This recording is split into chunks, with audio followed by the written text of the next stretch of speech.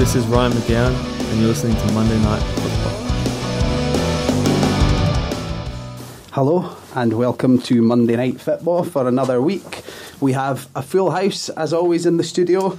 Let's do quick introductions before we get to our guest on the telephone. Let's not keep him waiting too long. Connor, your triumphant return. It's good to be back, yeah. Thanks for inviting me back after kicking me off all those weeks ago. Well, we thought, seeing as you've stimulated more reaction than anyone else, generated more social media reaction than anyone. Craigie boy is going to be so happy that you're back on.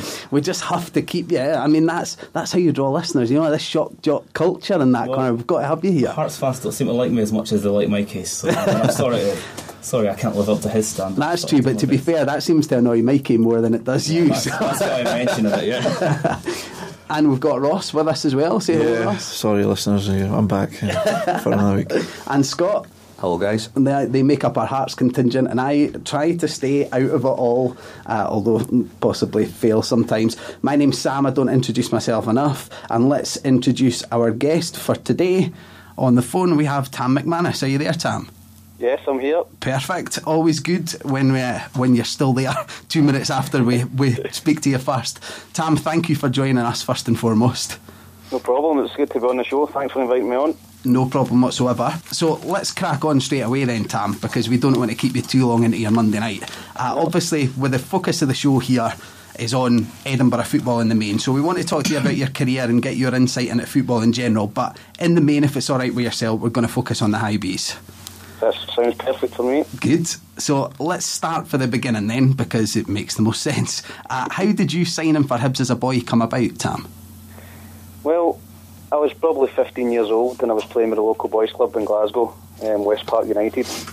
And I was just playing a game at Petershill Juniors Park. It was just a local boys club game, semi-final, and I managed to score a few goals that night, and the Hibs scout was at the game. And straight after that he rang my parents and asked me if I would come through and train during the Easter holidays, I think it was, and Donald Park was there at the time, a good Hearts man, you'll know him, and I just went through in the holidays and really enjoyed it, and then I signed and played with Keith Wright was the manager, under 16s for Hibs, and I managed to earn myself a professional contract from there, and spent 2 years on the ground staff kind of thing, and then just turned professional when I was 18. So you signed for Hibs in 97 then, when the team was in quite a lot of turmoil at that point. But that all quickly changed when Alex McLeish joined the club not too long after. What was it like being a young player at the club at that time when McLeish, started to bring in players like Soze and Latapi? Well, at the time, Hibs had just been, I just signed Hibs, had just been relegated from the Premier League and the First Division. They certainly spent a few quid.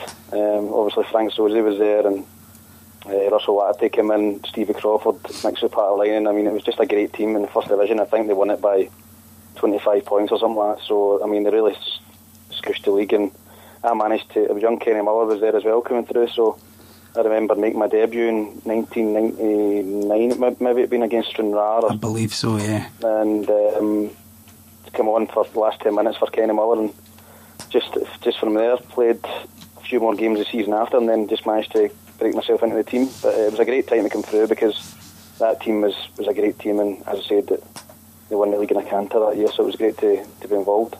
Were there any players in particular who had the biggest impact on you as a youngster? I think Frank Soze.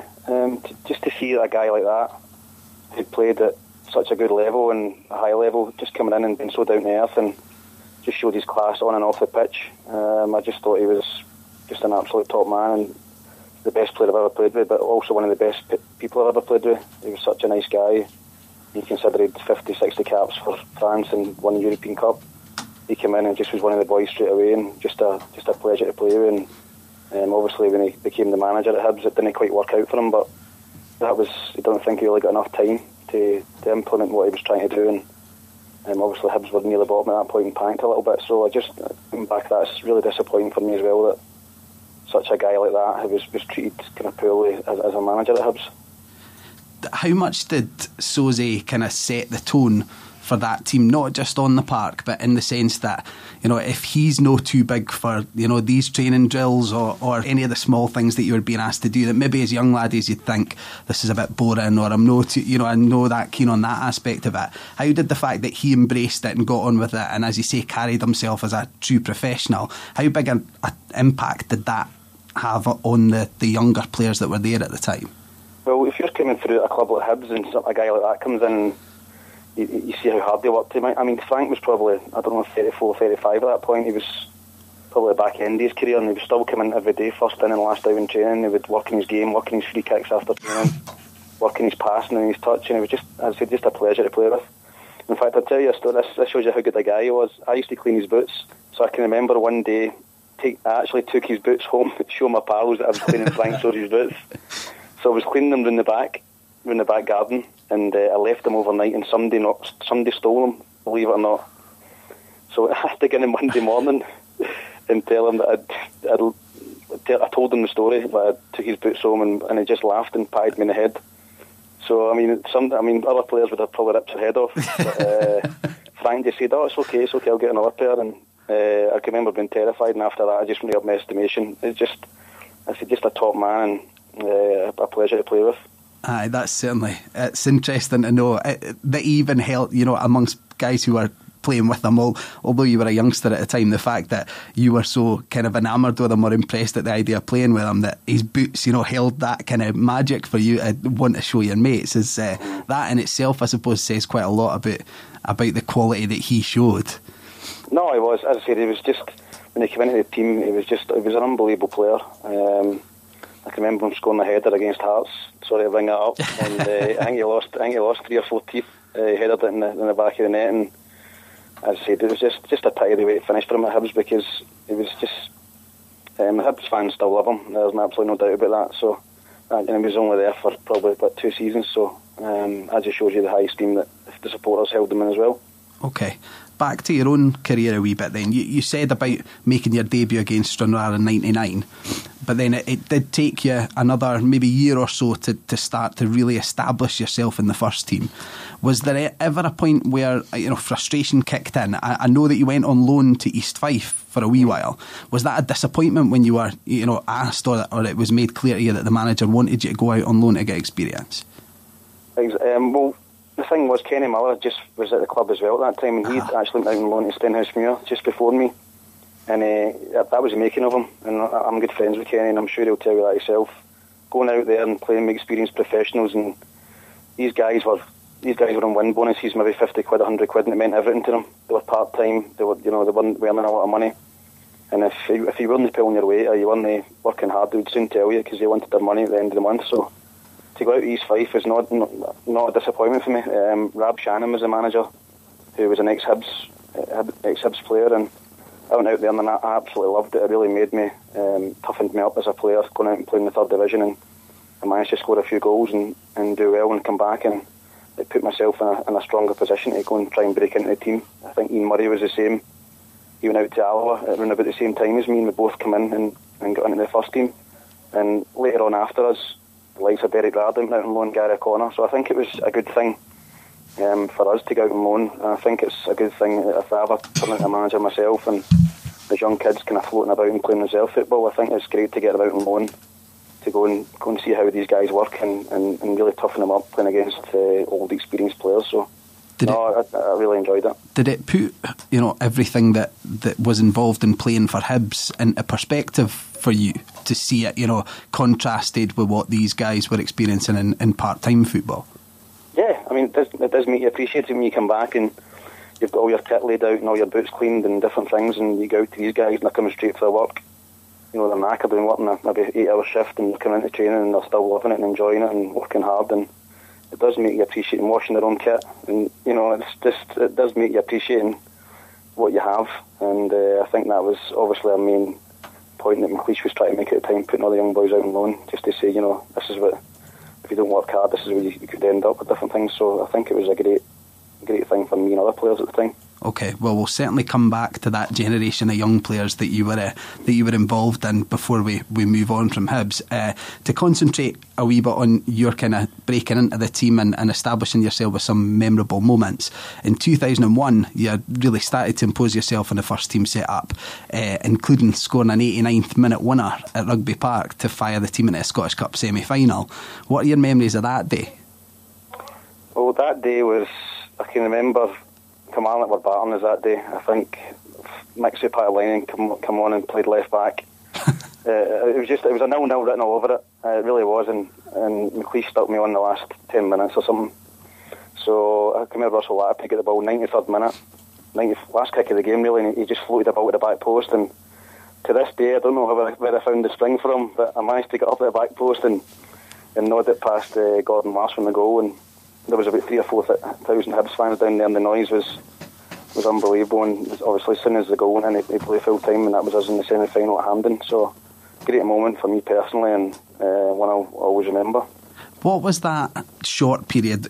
Too short looking back on it. What happened when Alex McLeish moved on relatively shortly thereafter? What was that period in Hibs history like when, for instance, getting to that Scottish Cup final with a team that everyone believed, if fate conspired, then would have been capable, of capturing that trophy, and potentially, had they stayed together a wee bit longer, maybe age was slightly against them, but could have gone on and dominated. That was a Hibs team at that point that had, come up from the first division and was really, really putting the cat amongst the pigeons at the time, wasn't it? It was. I can remember when about Christmas time we were actually top of the league, and that shows you how good we were going at the time. We played Dundee United up at Tannadice, and we won 1-0 in the last minute again, and just had a feeling that we could go and split the Old Firm. We ended up finishing third that season, but the players we had, as you said, was a wee bit older, maybe early 30s, so that team was just at its peak. And obviously with such a great season, we get to the Scottish Cup final, and we lost to a great Celtic team, to be fair, that won the treble with Henrik Larsson, Martin O'Neill was the manager. So I think after that the vultures did start to come down. I think when Russell Latta left in the summer, Frank Sosie I think maybe retired or just about semi-retired. His legs had finally gave way. So as you said, it was a very good team, but maybe just in the age department it was just a bit of an aging team as well. And obviously the next season, just into Alan McLeish left to go to Rangers, and Bobby Williamson came in, and everything changed a wee bit. Yeah. On a personal perspective, how disappointed were you not to be named in the squad for the 2001 Cup final? Well, I can remember I scored in I think it was the 5th round away to Stirling Albion. I scored the winner, and then I scored the winner in the quarter final, and I played in the semi-final. And I was in around the first team at that point. I mean, starting games, but coming off the bench and different things. And yeah, I can remember there was 18 players or something like that went down to Cameron House, and there was only one player left out, and it was obviously myself. And I'm looking back, I think I was maybe an easy option for Alan McLeish at that time to leave me out. There was a lot of experienced players on the bench, Stuart Lehman, Stuart Lovell. There was a lot of experience on the bench, and I think, I was a young kid that kind of left me out. And I always look back and listen, we lost the game 3-0 anyway. I wouldn't have made any difference, but it was a sore one for me at the time, and one that I'll obviously still think about today. I don't want to dwell on it as a negative point in your career, but how does that day actually play out? Did you find out days before that you weren't going to be in the squad and have time to come to terms with it, or was it quite last minute? Or? Well, it was the morning of the game. We were in Cameron House, and we were all having a pre-match meal, and nobody knew. Everybody had a fair idea what the starting team was going to be. It kind of picked itself at that point because we were going so well, and I think there was only 5 substitutes, 1 keeper, so it was a hard one. It was maybe 2 or 3, maybe 1 out of 2 or 3 that can be at the last place on the bench, and obviously I thought myself, having done so well in the Cup up to then, I would have had a sniff to getting on the bench, but Alan McLeish pulled me into the wee library down at Cameron House and kind of said to me, I'm leaving you out, and there'll be a lot more times for you in the future to get to finals and all that and different things. But I was absolutely gutted. I put my sunglasses on the way to the game, and I was just breaking my heart on the bus, but there's not much you can do about it, is it? I just need to get on with it, and it didn't. After that, it was the next season. It was the last game of the season, so I had a summer to kind of get over it and then come back fresh for the next season. On to the next season then. You mentioned Bobby Williamson's time at the club with not quite as much enthusiasm in your voice as discussing the previous team. What was it that changed when Bobby Williamson took over? Listen, I think Bobby's a nice guy. I've not got what to say about Bobby, but it's just totally different style of football. He wanted to get in the channels, he wanted to hit it long.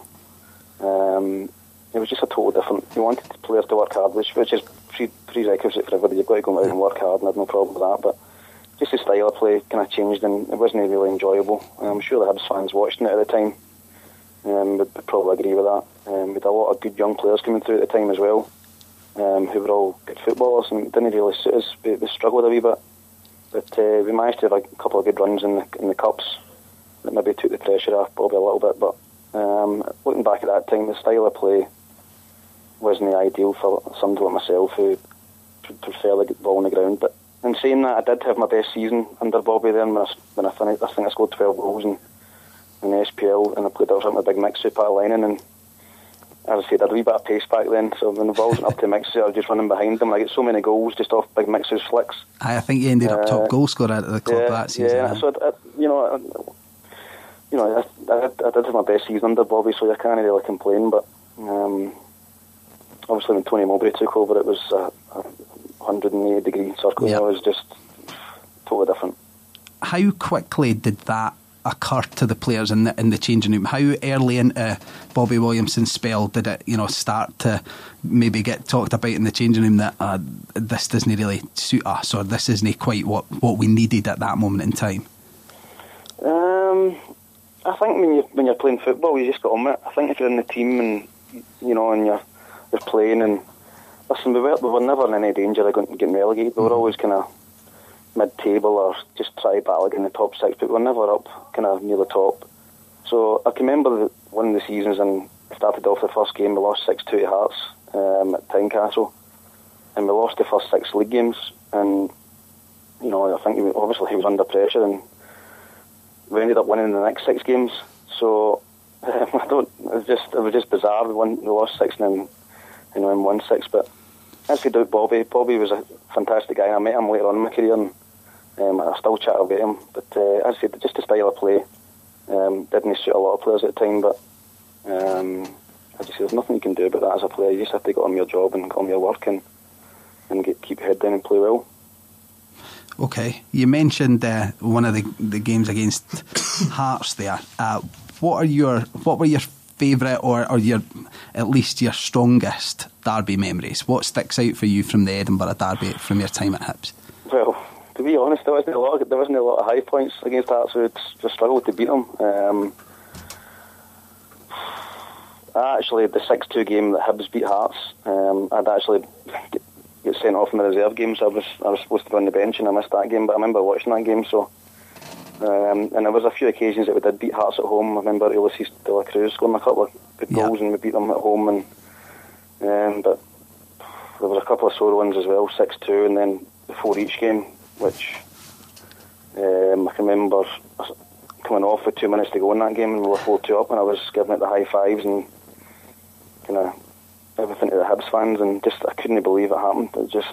I still don't believe it happened. That was one of my questions. What was it like? Obviously, it was shell shock, even amongst the Hearts supporters that day, that had managed to play out in the last minute, essentially. What was it like watching from the Hibs bench?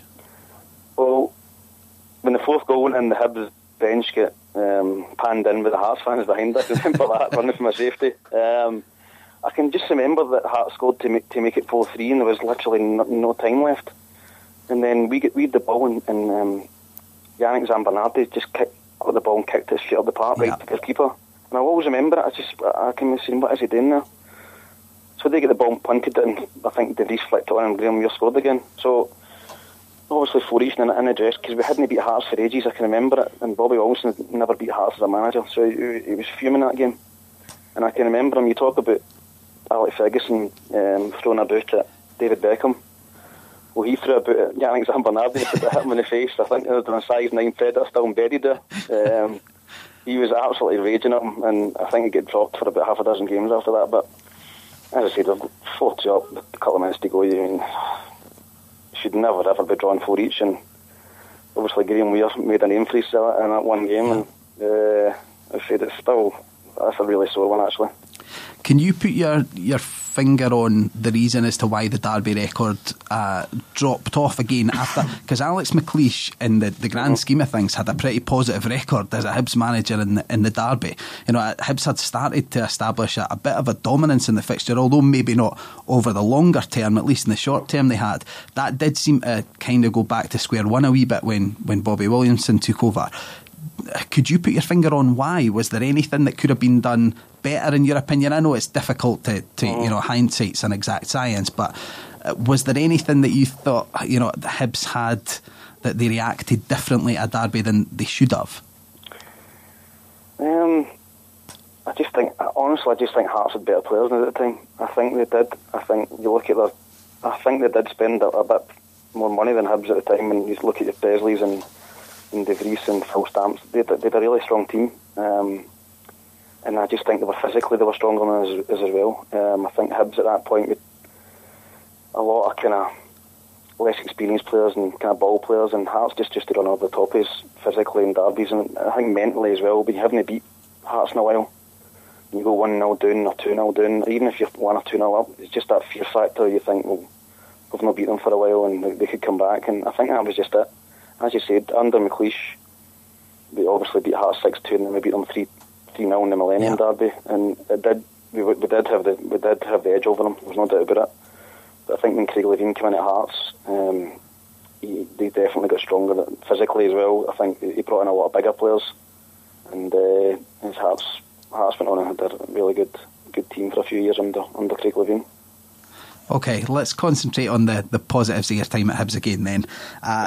One goal in particular sticks out, Tam, the volley against Rangers that I believe was nominated for Goal of the Decade. How proud are you of that strike? Well, it's obviously one of the best moments of my career, to a boyhood Celtic fan to go to Ibrox and to score a goal like that. Still can't believe looking at it that I actually hit it first time from there. How often do you look at it, Tam? Well, it's probably got about 10,000 hits on YouTube and 9,500 for me. But it was a great moment, and something that nobody can ever take away from you, that kind of moment. And obviously with Stefan Klos in goal as well, he wasn't a mug keeper in goal as well. It's kind of threw it in. That was fantastic. And just after that, actually, I missed a penalty to go 3-2 up, and we get beat 5-2. But I don't dwell too much on that. When I scored the goal like that, I was buzzing for quite a while after that goal. I think that's understandable. Was that your favourite moment in a Hibs jersey, Tam? There's been a few. I mean, beating Celtic at home in the quarter-finals of the League Cup, and then beating Rangers in the semi-finals of the League Cup and penalties at Hampden were great moments. Yeah. I also scored at Tynecastle in the 4-each game and scored 2 goals at Celtic Park. And I said I had a lot of good moments at Hibs. Just unfortunate that I just never won anything, and that really sticks in my throat, because we had chances under the teams we had, and obviously playing Livingston in the final of the League Cup is a massive regret, because I just think that team at the time was just a little bit too young. You look at the players now: Scott Brown, Whittaker, Gary O'Connor, Veerden, Kevin Thompson. I think if we'd have played Livingston 2 or 3 years later, we would have definitely beat them. I just think they had that wee bit of experience and know-how, and we froze a little bit in my day. And obviously 40,000 Hibs fans there as well. It was just bitterly disappointing, but I said I did have a lot of good times at Hibs and moments that I'll never forget. That leads me on perfectly to the last couple of questions about your time at Hibs then, more generally about the club at the time. It could be said that between Kenny Miller, Ian Murray and yourself somewhat led the way, or at least served as precursors to that golden generation that was to follow. What was it about Hibs at the time that led to all of those young players emerging at the same time? I think one man, Donald Park. I can honestly just say that Donald Park was one of the best coaches I ever worked under. The amount of players that he brought through at Hibs was incredible. It really is, and I don't think he ever got the credit he deserved at Hibs. I think he's just a great coach. He's obviously now at the SFA, and helping that side of things. But he was a massive factor in a load of good young players coming through at Hibs. He was very patient with players, and he would give you an arm round the shoulder or a bit of the backside if you needed it. He just had a great knack of knowing that we get the best out of the young players, and I think he's a main reason why Hibs made a lot of money actually in transfers. Yep. If he had a little percentage of that, he wouldn't be working with SFA. But he did. He brought through a lot of good young players, and at the time, and there was other good youth coaches there as well, Malky Thompson and different guys, and I said it was just a really enjoyable time to come through at Hibs. And Alan McLeish was giving young players a chance when he could, and then Bobby Wilson followed on for that and gave the likes of Reardon and Scott Pound and players like that their debut. So Hibs have a great youth policy, always really have, and it's good to see them now having young players like Cummins and Handling coming through, and as I said, it's good, it's all good. One thing that's always fascinated me looking at this as a Hearts supporter, both clubs have seemingly pretty much throughout, there's been wee spells maybe where money, an influx of money has come in and a few extra foreign players have come in that have kind of stopped the youngsters progressing, but both teams pretty consistently have at least had a few youngsters coming through to the first team every couple of years. But both teams in Edinburgh seem to thrive creating a completely different style of player. Hearts always seem to be extremely capable of producing solid, reliable defenders, but have really struggled to bring through a homegrown goal scorer, whereas Hibs have been almost the complete opposite. Why do you think Hibs have specialised in bringing through attackers or at least creative players? That's a good question, actually. I don't know really. You're right in that Hibs seem to bring through the kind of similar types of strikers. I don't know. I think Hearts, maybe it's just a different style of coaching when you're brought up. I really don't know. It's, as you said, it is a weird one that Hearts seem to bring. Hearts always bring through. Look at guys like Stephen Simmons. I know Simmy well, and he was a good player coming through at Hearts, and he was just solid. Scott Severin as well. And Hibs had brought through, Gary Connor, Reardon, Kenny Miller, myself. As I said, and then now it's Cummins, so I couldn't really put my finger on that, why that is the case, but that's a good question. Well, moving on to life after Hibs then. Firstly, how did your departure from Easter Road... How long have you got? Well, that's what I was going to say. Needless to say, we're not going to go through each club individually, because we didn't want to keep you all night. But just to touch on your actual departure for Easter Road, how did that come about, Tam? Well, Tony Mowbray came into Hibs, and the first few pre-season games I was actually in the team. I played against Cardiff and Leeds and scored against both of them, and was really enjoying a different style of play under Tony. It was just completely different for Bobby. Everything was on the ground. We'd signed Boozalan, we'd signed Murphy from Middlesbrough, but in pre-season we looked really good. Yeah. And the first two league games again I started, but I knew in the back of my mind that maybe my contract was going to be an issue, because at that time I had a very high appearance money, which was actually bizarrely worked out more than what I was earning. So I can remember after the second game I played, it was Tony brought me into his office and said, we have to do something with your appearance money. It's too much. We've spoke to Rod Petrie and we'd like you to take a 70 or 80% cut in your appearance money. Right, okay. And looking back, I should have just took the cut, but I just had some bad advice from an agent at the time who tried to move me on. He obviously, I think, was trying to move me to different clubs, and I ended up getting shifted down to Boston in England, which after a week I was hating it. I wanted to come back up the road. I was there for a couple of months, and then when I come back up the road, Hibs were flying at the time, and I just spoke to Tony again, and Tony again said to me, listen, get yourself back in the squad, back in the fold, if you just take this cut in your appearance money. Yeah. And I didn't do it. I just said I wanted to leave. I wanted a break. I couldn't see myself getting back in the team. I knew there was other clubs interested, so I came to an agreement with Rod, and I left Hibs. And I can remember driving in my car after I'd signed the papers with Rod Petrie, and I was crying my eyes out. I just didn't want to leave, but I said it's just some bad advice from an agent at the time. I ended up going to Dundee when I could have signed for Motherwell, who were flying at the time. They were third in the league. Dundee were bottom again. Looking back, I don't know why I ended up signing for Dundee. Well, I did, because they were offering me more money, but again, I should have just went to Motherwell. But that's kind of how I ended up at Dundee. So. Okay, let's cover as you say, the rest of your career. Let's cover it quite broadly, because you've already given us half an hour of your time. I don't want to keep you too long. That's all right. But you have been pretty well travelled through your career, Tam. Yep. How much of that was through choice? How much of that was, you wanting to travel and experience different things, and how much of it was just not finding, that your home, or not finding somewhere where you were able to stay for, 6-7 years? Well, I ended up going from Dundee to Falkirk under John Hughes. Yeah. And briefly, Anthony Stokes and Alan Gow was the front two at that time, and one went to Rangers and one went to Sunderland, and I just couldn't get in the team there. I left and I went to Dunfermline, and I had a really good spell at Dunfermline initially in the Premier League. We almost stayed up on the last day. We got relegated into the First Division, and under Stephen Kenny, and the First Division was just a complete nightmare. We were really poor.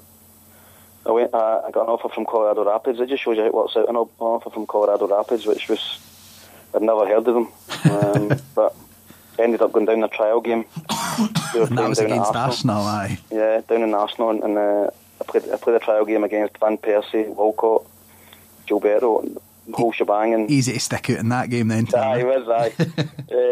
But as I said, I managed to play well and serve a goal, and I signed after that, and had a great seat. I loved Colorado. It was in MLS. It was just, it's obviously not as big as it is now, but it was just starting to take off. And then I found myself at Derry City under Stephen Kenny again, which, when I came back from Colorado, I tried to get a team in Scotland, but there was nothing really coming up. And Stephen Kenny phoned me and asked me to go over there, so I went over there, and they went bust, owed me a fortune. So I come back and played for United for a season, then ended up with Falkirk under Stephen Presley. And then I'm losing track. Where'd I go after that? I think I went back to America for 2 years. For a wee spell, I think, after Falkirk. Yeah. And then you're right, Rochester Rhinos after Rochester Rhinos, yeah. Which is a name that we are not aware of in this country, I think it's safe to say. Well, to be fair, at the beginning of every game, there's a big, massive inflatable rhino. Right. So all the players used to have to run out the rhino and do the wee horns. There's one for you, you'll not know. And I'm glad nobody ever seen that I've never lived it down. Well, we'll all be searching for it on YouTube now.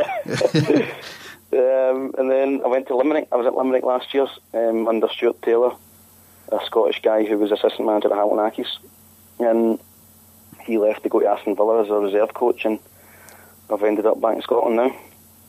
So what does the future hold for you now then, Tam? Well, I'm 34 in February. I'm just touching on Rochester Rhinos. They actually played on AstroTurf over there, and I was there for 2 years, and it's absolutely killed my body. It really has. My Achilles is shot to bits. So, at best, I'll probably be playing part-time because my body couldn't play full-time. So as I said, I've kept myself ticking over, and I've already had a few offers for teams in the senior league, so we'll just see what happens next, and I'll maybe get club number 47 or 48 of those try. But we will be seeing you somewhere again soon. I'll pop up somewhere. I always kind of seem to pop up somewhere, so I'll be annoying some fans somewhere else, hopefully in the near future. Okay, one question to wrap up then. Scott's just typed it into his phone. I think it's coming to his head while we've been sitting having this chat here. We always like to finish with a difficult question, and this is the one that he's come up with for you. Mm-hmm. So what he wants to know is, looking back on your career, all the experiences that you've had, that, as we said, the travels that you've had since you've left Hibs, looking back, would you swap that to have been a one-club man and stayed at Hibs throughout your career? Or, Yep. Do you value the experiences that you've had elsewhere? No, I would have swapped it to stay at Hibs. I would have. I said one of the worst moments of my career was leaving Hibs. It was a fantastic club. I had such a great time there. I came through the ranks all the way from under 15s to getting in the first team, and the supporters there were always brilliant with me. They really were. And as I said, I would give it all to still beat Hibs, because I would have won a cup as well. I would have won a cup, and losing that cup final against Livingston really hurt me, because I seen how much it meant to the Hibs fans that they hadn't won a cup for ages, and were big favourites going into that game, and with 40,000 people there in Livingston, I think 3,000 or 4,000, and just to see them streaming out the game with 5 minutes to go, it really hurt. And I said I'd give it all just to still beat Hibs and have won a trophy. I really would. Well, Tam, thank you very much for your time, and even more so for your honesty, mate. We really appreciate it. Yep. It's been really interesting to speak to you. No bother. And hopefully we'll speak to you again once you've got your team sorted, and we can hear about the future for Tam McManus. Okay, thanks. Thanks very much for your time, mate. Me on. Well, that was Tam McManus on Monday Night Football, and that was a thoroughly enjoyable chat. We hope you enjoyed it as listeners as well. We're going to go to a couple of adverts, and then we're going to come back with the guys in the studio to dissect the weekend's football and to build up to a rather momentous weekend for the SPFL Division 1. Is that what it's called? We'll go with it. Stay tuned on Monday Night Football on Radio Saltaire.